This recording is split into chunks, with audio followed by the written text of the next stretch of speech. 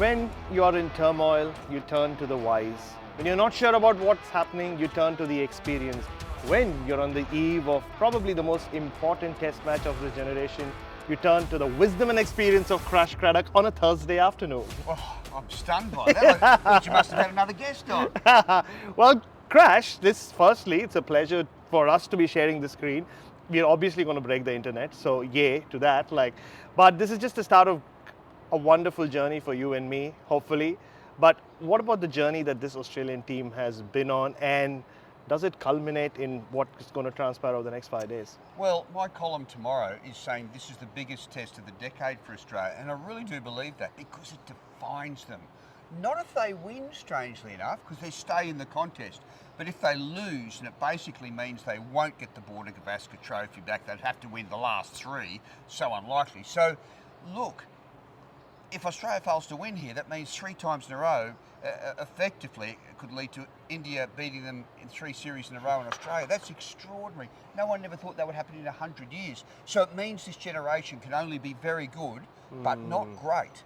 I know they've won World Cups, but they can only be very good, not great, if they fail here tomorrow. But I'm interested, what's your narrative tomorrow? What are you writing about? Well, Crash, my piece is more about the culture of outrage that I've seen around this Australian cricket team. I've been fortunate enough to travel with them or scour them around the world in the last 5-6 years. And in my opinion, they've managed to find that the cliched treat success and failure as the same and be balanced.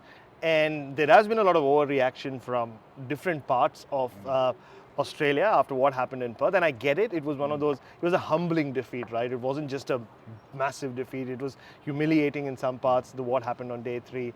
And I wonder I wonder in my column about whether it's because there are more casual cricket fans in this country than hardcore ones, and they get the loudest every time there is a loss like the one that Australia experienced. Because I can draw parallels with what happened last year when I was at the World Cup and Australia lost the first 2 games. And all the talk I could hear from back home here was, oh, it's un-Australian, what's happened to the Australian way? It's all coming back now.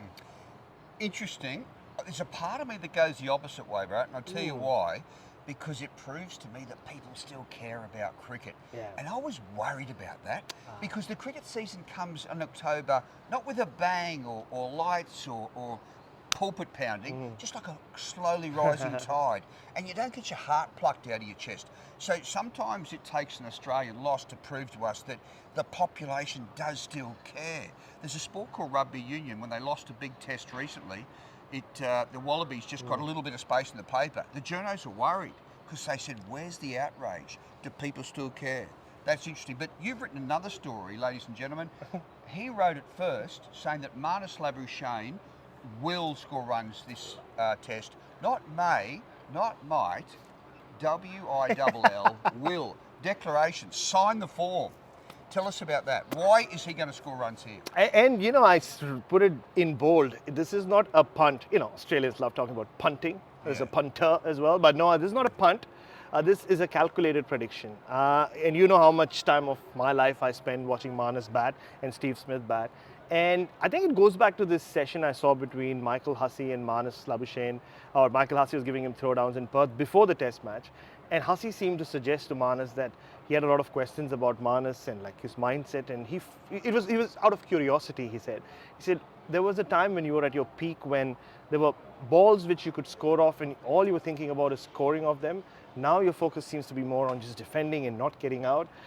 And probably for him to be more proactive. And what I saw on Monday and Tuesday over here was Marnus looking like the Marnus of old. So he wasn't really fussing over where his back toe was or where his hand was. Maybe he was thinking about it still, but he wasn't asking the coaches or those stood behind the net, the unknown or unnamed net whisperers, as they say. But it was more about where he was hitting the ball. Could he get runs by playing a certain shot? Those are great signs. So I said, I'm going to stick my neck out for him. That's a guy with a clear head. That's really interesting because Marnus, as we know, can have too many theories going on, can't he? And interesting quote from his coach, Neil DaCosta. I'll quickly get your feedback.